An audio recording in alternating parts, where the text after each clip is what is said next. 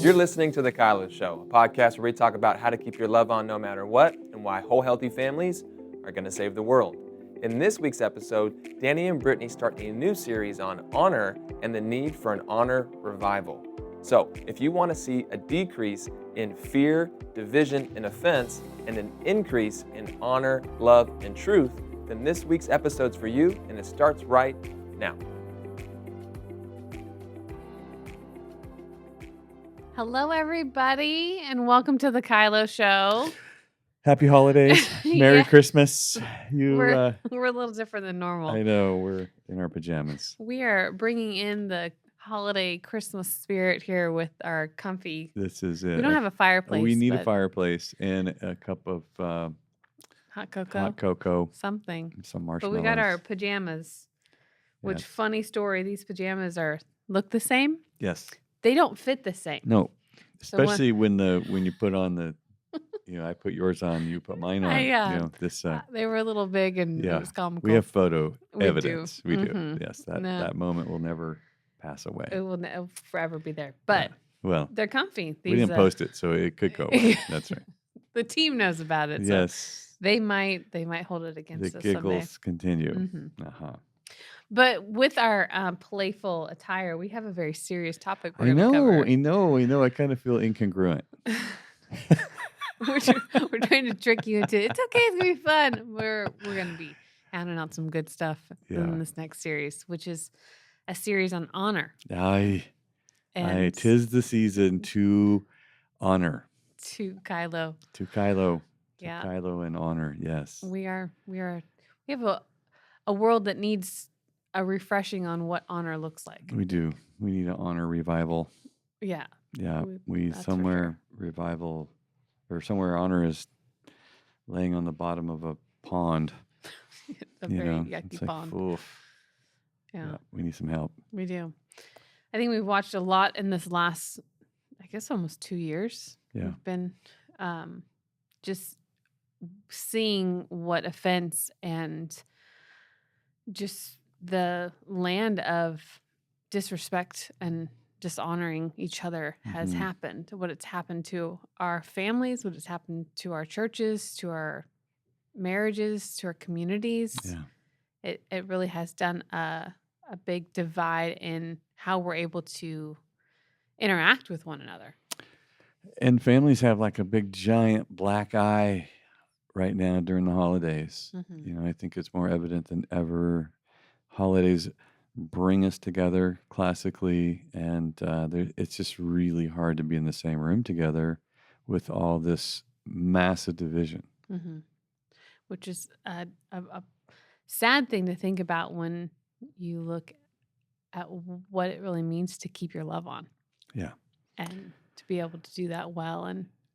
And for some reason, we've given ourselves permission to turn our love off. Mhm. And you're like, wow, where did you get that permission? Because I don't think you got it. You didn't get it from heaven. I'm not sure where you got it. Maybe you got it at Target. I don't know where you got it, but you didn't get it from heaven. And it is that offense thing.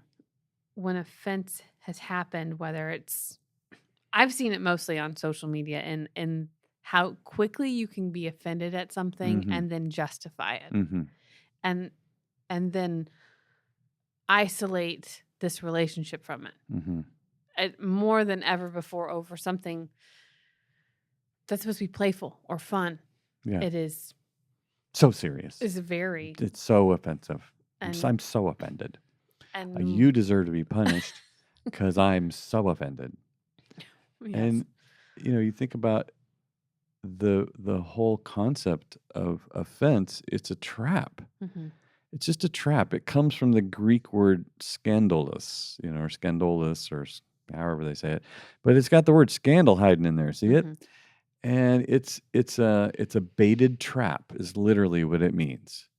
So you put a little cheese in there, and people walk right up there and go, "Oh, look, free cheese." Mhm. Yeah, free cheese, smack. And now you're in pain. Now you're in pain, and now you're mad. Now you're hurt. Now you're scared. And now you're jumping around, not yourself. You turned your love off, and you are participating in the orchestra of the devil. Mm. You're now playing an instrument for him, Mm-hmm. and you turn your love off. Why is it so easy to partner with offense? Is it just because it's such a bait? What do we get from being offended and then acting on it? Well, I think it's a false sense of power, and it feels like a righteous indignation for everybody. I mean, you don't have to be a Christ follower to have a sense of righteous indignation. You just have to be arrogant, and that's a equal opportunity offer. Is that you can act like you make the rules. You can act like you are the judge. You can act like you are God. So it becomes, there's just such a deception and a delusion on people right now that we think we get to be God. And so we get to make the rules, change the rules, enforce the rules, and punish everyone who does not comply. That definitely sounds like you are the king. Yeah, you are the master of the universe, and now we have. I think the Bible says that when the land has many princes, that sin abounds. It's like, yeah, because everybody's making up the rules. Yeah. And then they change them right there on the spot because they are losing the argument or whatever. It's just insanity. I think about the, love your enemy statement when it comes to offense. We've faced a crazy pandemic, and the enemy has been each other rather than something we could rally around. Yeah, like 100% of the time a plague hits the earth, people rally. Or war or something. It feels like there's a rally of unity. Yeah. But that's not happening. It's not happening because nobody actually believes that there's a plague. People are like, wait a second, I feel lied to. I feel suckered. I feel manipulated. And the other people are saying, we're going to die. This is real. Get in line. And so that is where the division is today. When the Black Plague rolls through in the 1400s, nobody was questioning whether or not this was a plague. There's a pile of dead bodies in the street. Cities are being wiped out. Not like we have, people home not feeling well, but wiped out, dead. That was hard to argue against. Now it feels like, well, wait a minute, what exactly is going on? And we are at an all-time distrust for media, for leadership, for anybody to tell us what the truth is. So now this is chaos. This is absolute chaos. This is like somebody screaming fire in a crowded theater. It feels your comment just there about being able to know what to trust. Our trust should be coming from the Lord and our truth. Yeah. But that doesn't seem to be the source in which we're living in, which makes it easy to live in offense, which makes it easy for you to be the enemy because we disagree. Yeah. And that's what the common voices are cheering if you just stop and listen. You can't. You don't even have to stop. They're so loud. They're so much constant. noise. Yeah. So the pursuit of I'm going to love you in our disagreement of this. I'm going to protect our relationship. I'm going to turn on honor, and I'm going to go to the source of heaven that says, this is what I do. Even though we disagree, I'm not going to punish or try to control you or live in fear of you. Or try to destroy you. Right. So that has been out the window of Christianity, it feels like, very loudly in a lot of areas. Yeah. And I think that's what really turns our attention back to, we need a revival. We need a revival. The only solution to this whole thing is that the planet finds repentance and pursues the heart of the Father again. Because at this point, it's every man for himself, and might makes right, and get on the most powerful side and save your life. It's at this point, it's all about self-preservation. Save your life. It does. And that's when human beings are at their worst. I make the rules, I change the rules, I punish everyone who doesn't comply with me.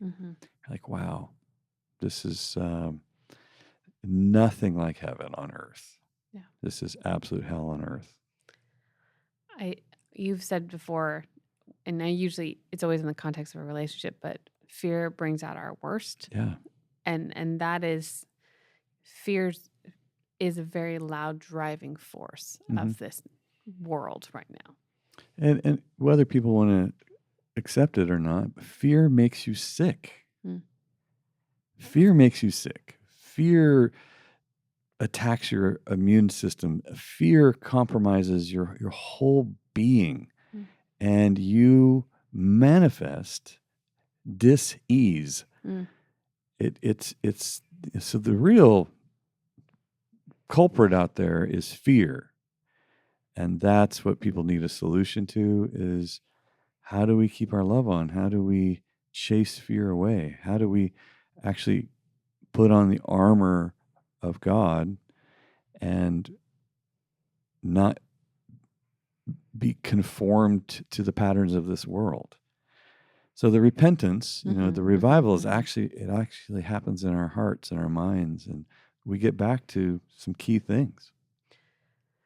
I know this whole season that we've been in, a big part of what Ben and I have been doing with the kids is how to have a position of honoring people, even in our disagreements, even in their fear. And honor feels like the vehicle to continually to display the love of Christ. Absolutely. And that if I can disagree with you, but still be honoring and manage myself and Kylo and all the principles that we talk about, your offense doesn't get to control my love, which is what I personally feel like I'm battling every time I go to the grocery store. Is I have to manage my heart. Totally. I will not partner with the offense of disagreement that is running rampant through the aisles of cereal and bananas and the grocery store, let alone anywhere else that would have a political conversation. But that's the position it feels every single time we go out with the kids. Is it's about honoring people even if we don't agree, and how to do that respectfully, and how to manage our conviction and our value and lead in that with our kids, and also display honor and value and love without conformity, but with respect. It's quite a hairball of crazy. It's all about, be a powerful person. Yeah. It's all about you manage you, no matter what the planet decides to do with them. What are you going to do about you? And are you going to win the war between love and fear? Are you actually going to allow love to be your counselor right now? When everybody around you is screaming, we're all going to die, or you're going to kill me, or you're not doing what I'm doing, so you're a threat. And what how are you going to manage love and fear right there? And will you choose connection with the scared people? Yeah. Right. I don't think we're winning here. I think that there's a bunch of folks, and I'll just start with the Christians. A bunch of Christians are not winning in keeping their love on. And, the on the heels of I choose distance, out the window goes respectful communication. I'm not trying to protect anything. I'm trying to protect myself. In the name of self-righteousness and winning an argument, I'm protecting myself. And it's not about boundaries. It's about rejection and judgment. It is interesting to get in conversations of disagreement. And it's hard to not feel afraid of someone's offense. Like, I'm going to offend you. It feels so easy to offend everyone always. So to just almost absorb or become like a chameleon to be neutral to the situation has been a position where I feel like Christians have stayed powerful. Yeah. And it is being called to love like Christ sometimes means that you're in the front of the line of being offensive because you're choosing to love. Yeah. Speaking the truth in love. It's pretty tough to love somebody and not tell the truth. Yeah. You know, lying to people is not loving people. Yeah. And that's a great point, that it feels hypersensitive. Mm-hmm. It's like trying to rub ointment on a sunburn. You're like, I'm trying to help you right here. I'm really sorry you're so ow. yeah, I'm sorry you're so sunburned, but I'm trying to help you. Yeah. So if revival is what we need, how are we going to go about that? What do you say we need a revival? Yes, I agree. Mm-hmm. How do we break that down? I'm going to read something that your mom always says, that the inrush of the Spirit into a body that threatens to become a corpse is the definition of revival. You know, and it does feel like there's just so many things.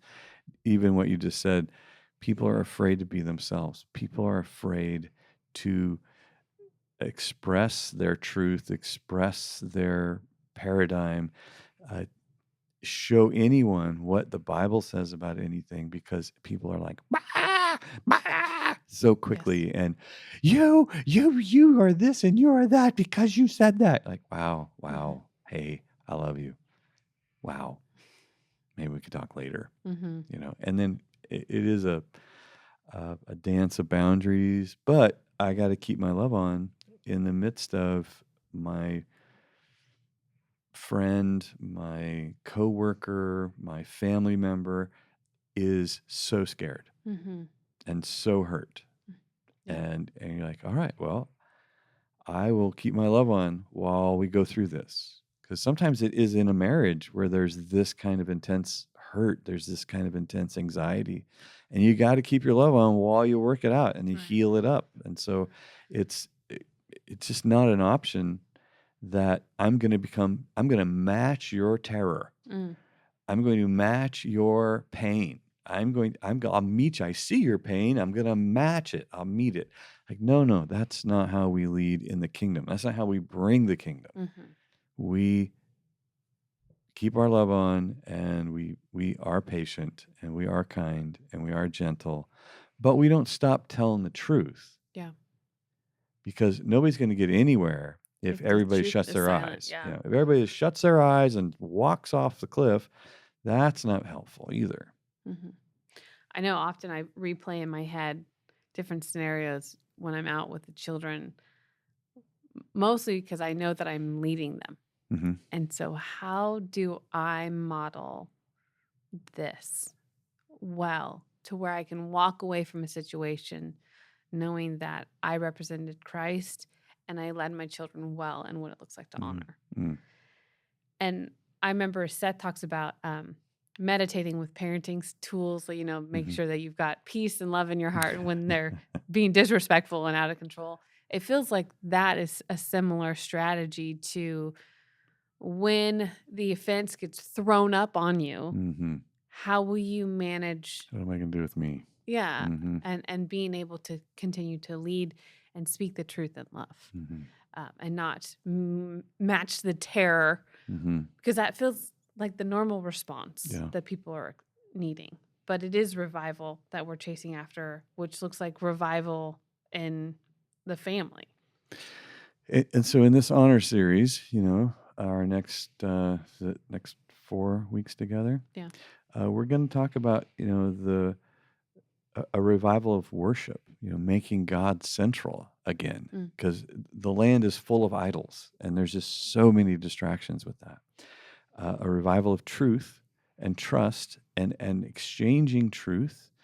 That includes how you're experiencing me and what you need from me, but it also is plugged into God is the creator of truth, and we're going to plug into that. And all the adjusting will be on our side, not on his side. We're not changing who God is. Right. We'll all be adjusting to what he says is true and right.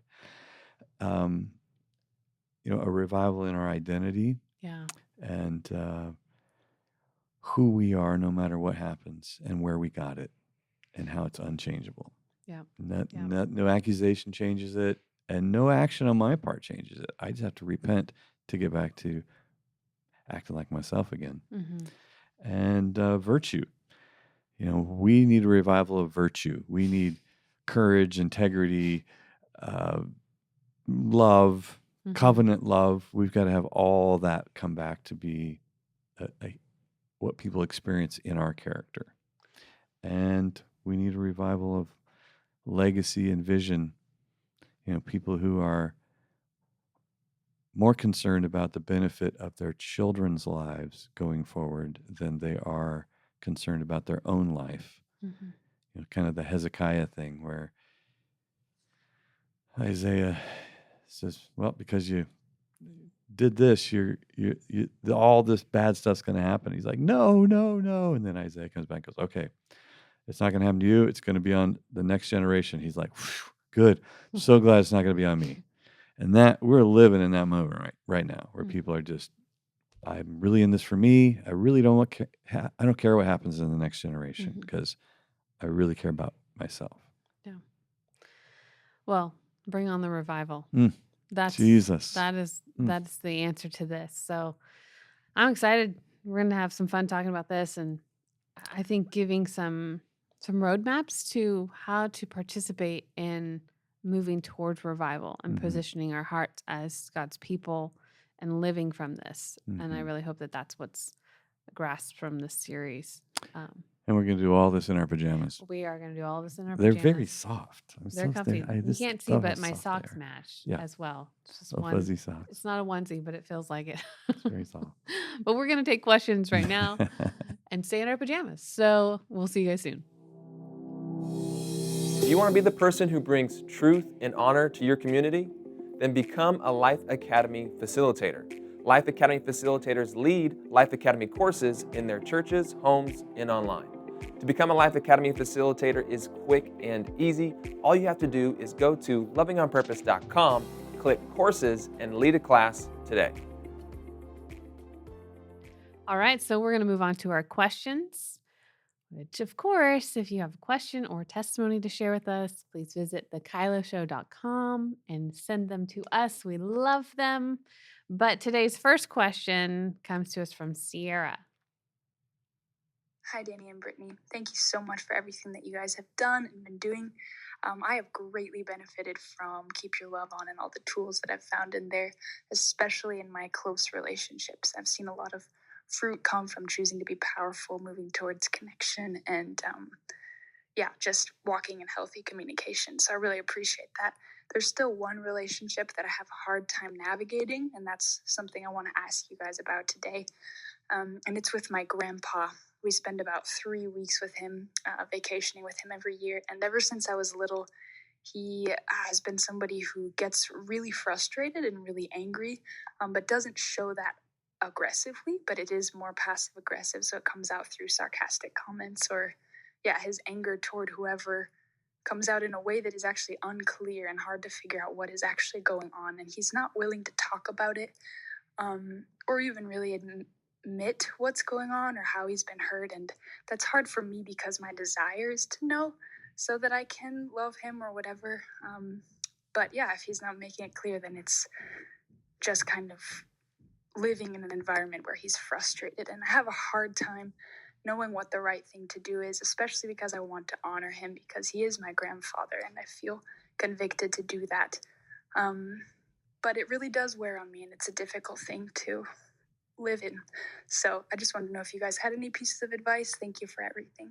All right. Well, it sounds like she wants to do a good job of honoring this relationship, but it's difficult. Confusing. Yeah. And it's old people passive aggressive too. So it's not even fair. It's like your grandparents. They have kind of a superpower in your life where you just are mainly the recipient of a whole bunch of stuff. And but if I were in that situation, I was just listening to it, and I think I've been in that situation with other people that are powerful, maybe other leaders in my life or whatever, and they start popping off with sarcasm Mhm. or snide remarks or anything like that. Just disrespect. Just feels disrespectful. I always hit them with, you sound frustrated. Mm. You sound like you're feeling powerless in that situation. You sound like you're feeling hurt. What are you so scared of? I just listen past their sarcasm, and there's an empathy that you're trying to reach out with and identify and say, are you hurt about something? Are you scared about something? You sound frustrated. You sound powerless right now. What's going on? How Mhm. can I help?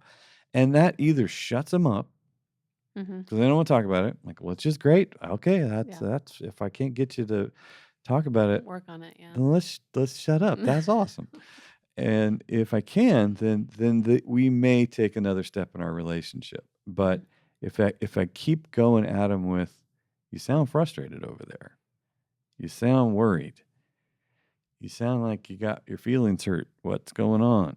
Mhm. That changes the spirit because I actually am moving towards you with empathy and love and not jacked up with your fear. Yeah, and paying attention to the tone in which how you say that, Mm-hmm. because it could come across sarcastic if you're Mm-hmm. not meaning to. Mm-hmm. So paying attention to that approach is a good idea. But Mm-hmm. I think you're right. It'll either stop it because they don't want to talk about it, they don't Mm-hmm. want to grow, which could be what's going on here, or they go, well, I am frustrated. Yeah. And that's a great question next would be, well, what do you need? Yeah. I'd love to help you if you can give me a need. And so being able to be ready with a follow-up question, which usually in this lineup is close to what do you need. Mm-hmm. Ben often, he talks about trying to listen better than someone's talking. Yep. And that is exactly what you're saying. So Yep. I think that is what I would be leaning into, Sierra. But just keep loving your grandpa. Yep. He may never change, but you get to grow. So Yeah. just good practice for you, if anything. All right, our next question comes from Tom. I would like your perspective on how to prevent falling into the victimhood mentality or the victimhood mindset. I think given today's environment that we live in, both politically and even to a lesser degree, maybe the whole COVID issue for the last year and a half, I think it's very easy for us to fall into the victim. What would be your thoughts on how to stay out of that whole arena? But also, given all the things that are going on in today's world, how do we keep that power position, I guess is what I'd want to call it. I could think like within the church or within our employment or even within our family. But I appreciate you guys. I would just like to hear your thoughts on that. Thank you. Great question. Very I much think what we're that talking about. question's on everybody's mind right now. Mm-hmm. I do think that the priority of being a powerful person is, like I may feel powerless, and I do. I mean, I feel powerless at times, but I'm not going to be powerless. I'm not going to live powerless. I as soon as I feel powerless, I ask myself, so what are you going to do? And that reminds me I have a choice. I have a choice. And the choice that I make right here is going to lead to the consequences that I create from that choice. So if I choose to be afraid, feel powerless, react to my situation, then I'm a victim. Mm-hmm. But I chose it. Mm-hmm. But I think you set yourself up best by asking yourself, what are you going to do right here? Mm-hmm. Like, oh gosh, this feels overwhelming. Oh my gosh, this feels powerless. This feels intimidating. What are you going to do, Danny? This is it right here. Boom. That would be step one. Mm-hmm. That's how I would change from feeling powerless to being a victim. Mm-hmm. I think about the partnership of fear as well Mm-hmm. in there. It's easy to feel powerless because I'm afraid of something. Mm-hmm. I feel out of control of something, and that's where it just starts swarming, which we talked about earlier, not being able to be yourself because of afraid of someone else's offense, which I could be the family dynamic, could be the political dynamic, could be, the COVID dynamic is I'm afraid I don't know where you stand, so I'm not sure what to do instead of communicating. What do you need? This is what I was going to do or whatever. What are you going to do again? But that living in fear, I think cripples us from being powerful. Totally. And I think that, the second part of Tom's question there is, how do I not crawl into that fear? How do I not get overwhelmed? And I think it has everything to do with what is the position that the Lord holds in your life? What is he really working all things together for your good? Is he really your provider? Is he really the one who heals? Is he the one who's leading? Mm-hmm. Is he the one I worship and adore? Because it's all getting tested right now. Yeah. All the kind of hiding in our comfort thing, gone. There won't be much comfort, except in the comforter. Mm-hmm. And why do we have a comforter? Because we were going to need one. Mm-hmm. I'm so thankful for our culture at home, because home, which is what I've always believed, is revival starts in the home, Mm-hmm. and so much of what our culture is at the home, our core values are at the home.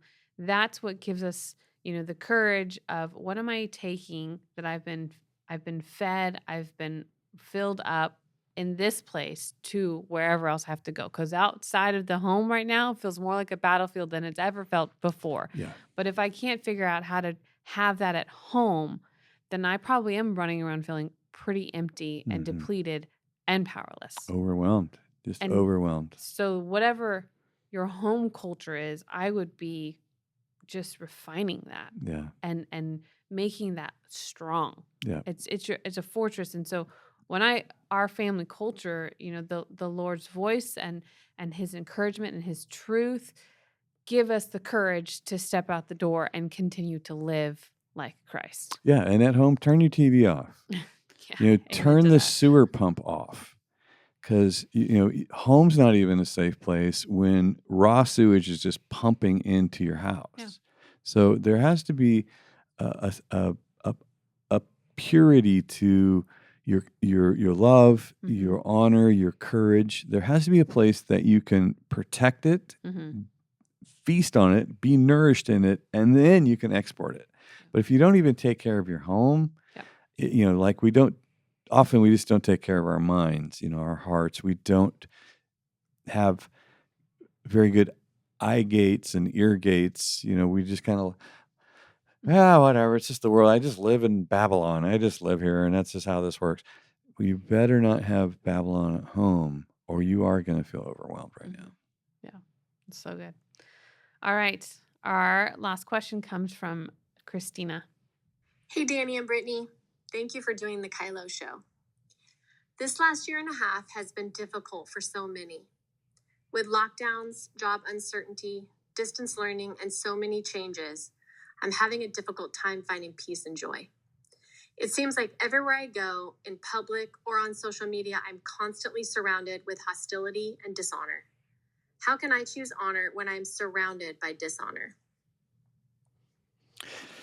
Yeah, we're back to that. That's very much a ongoing struggle for folks, but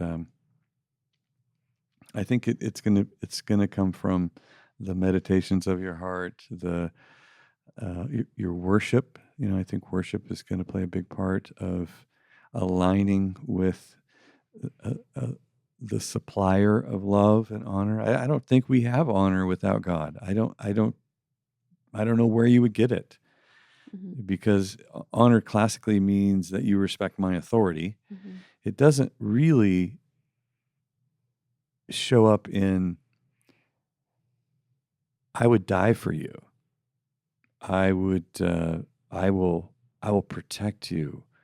I will, I'll supply you with what you need.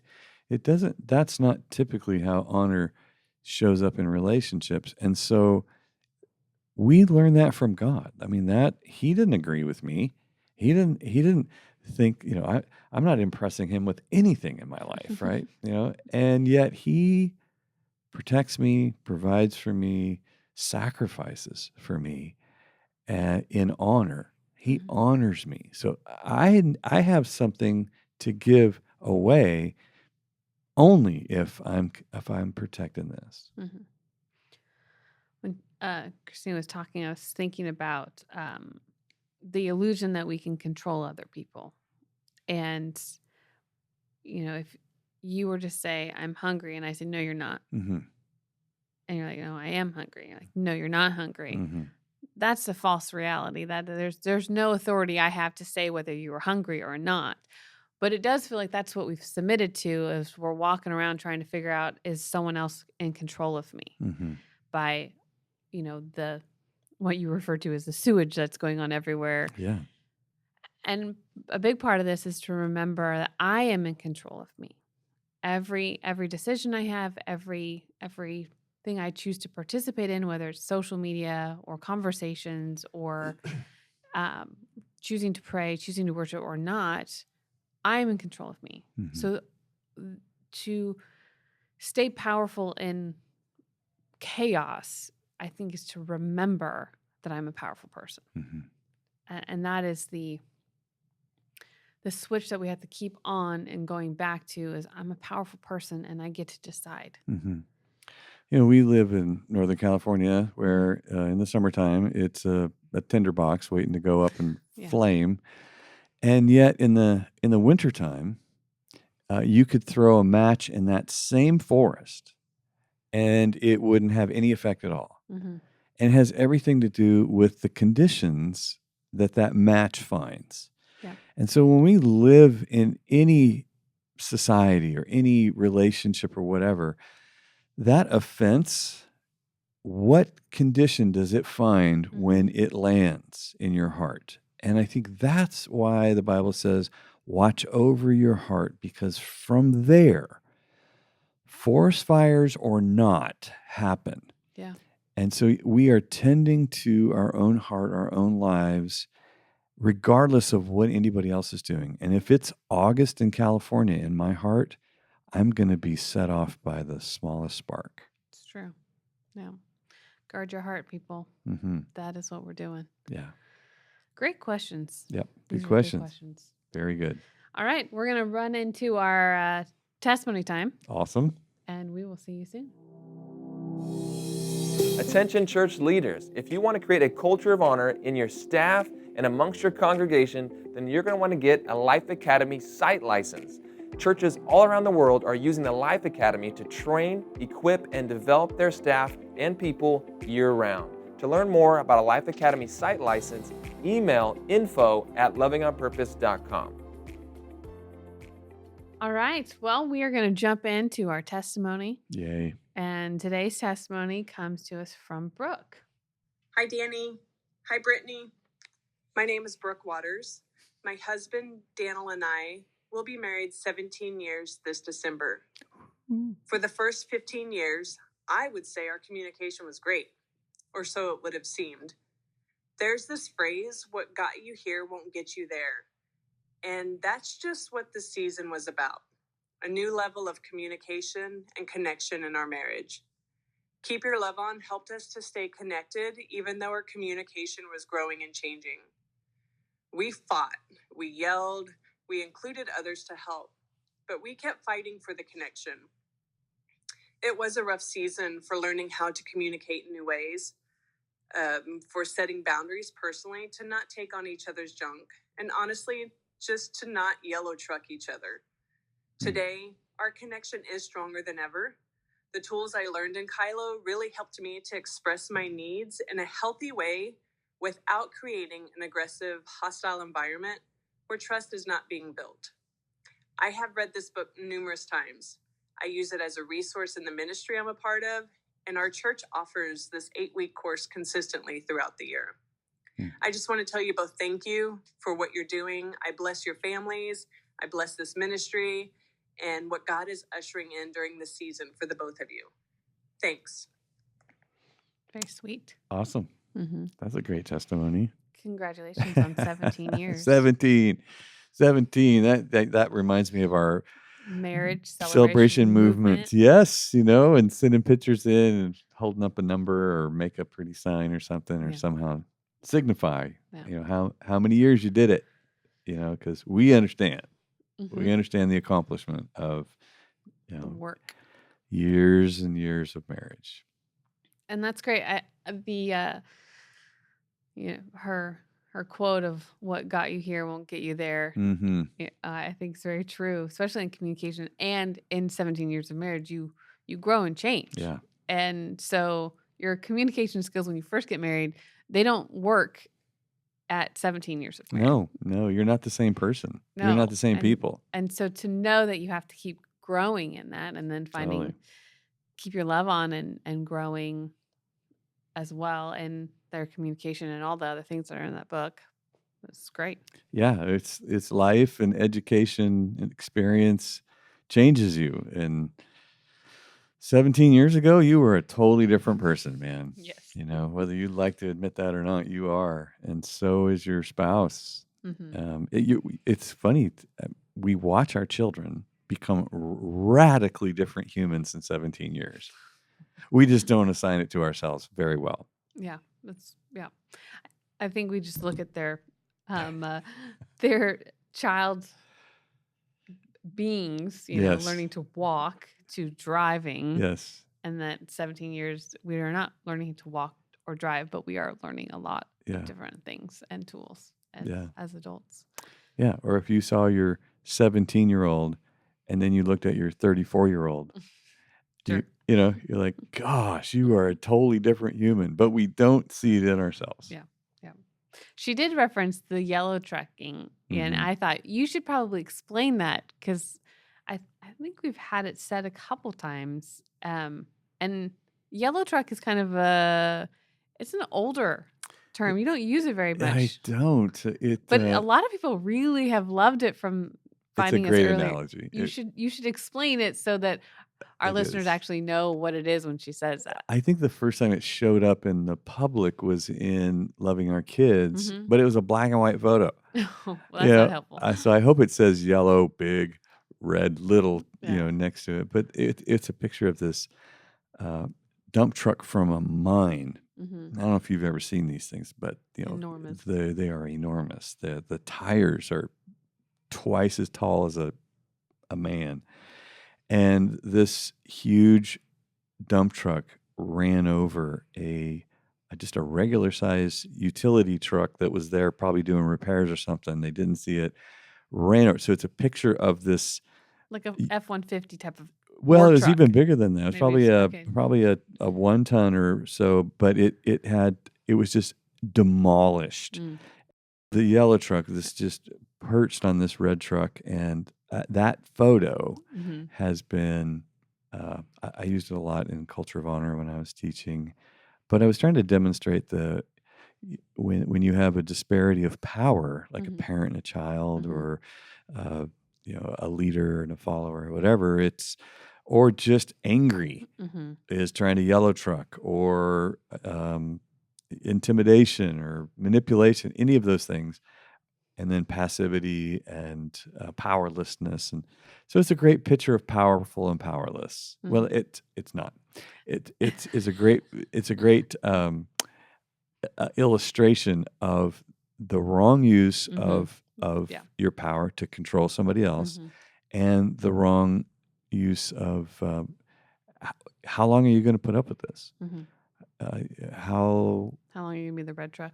How long are you going to be the red truck? Because there are no yellow trucks in heaven. There are no red trucks in heaven. So you're going to have to figure this out. You're going to have to take responsibility for you wherever you are and stop trying to control other people.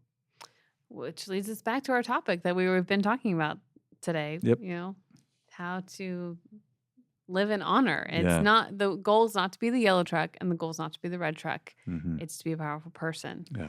and to manage yourself and to not give in to the lies of being able to control somebody Yep. or the lies of being Be- powerless Or being controlled. Yep. and really living a life of being assertive and managing yourself. Yep. And loving and honoring people. So I love that analogy. I've Yep. always loved it. Yep. I tried to find it once for when I was doing parenting stuff. I couldn't find it and I was laughing. I'm like, how? Everyone knows this. I can't find this image. You know a guy who has it. I do. You I know, could have asked you, could but I have asked. didn't. Oh well.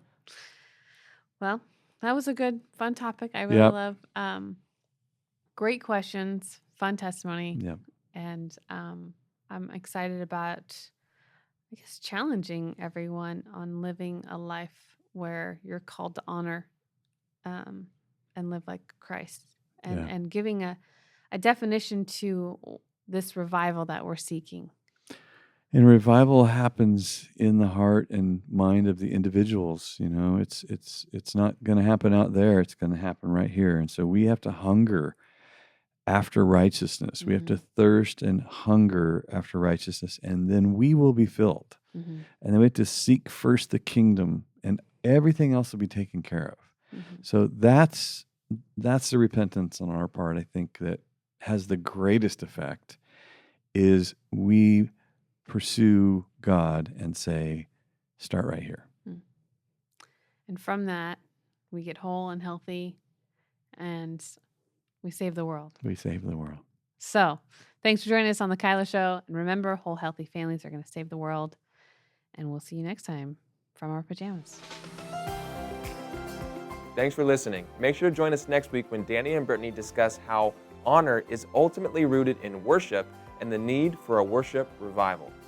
Never miss an episode of The Kylo Show by subscribing to Apple Podcasts, Spotify, or watch us on the Loving on Purpose YouTube channel.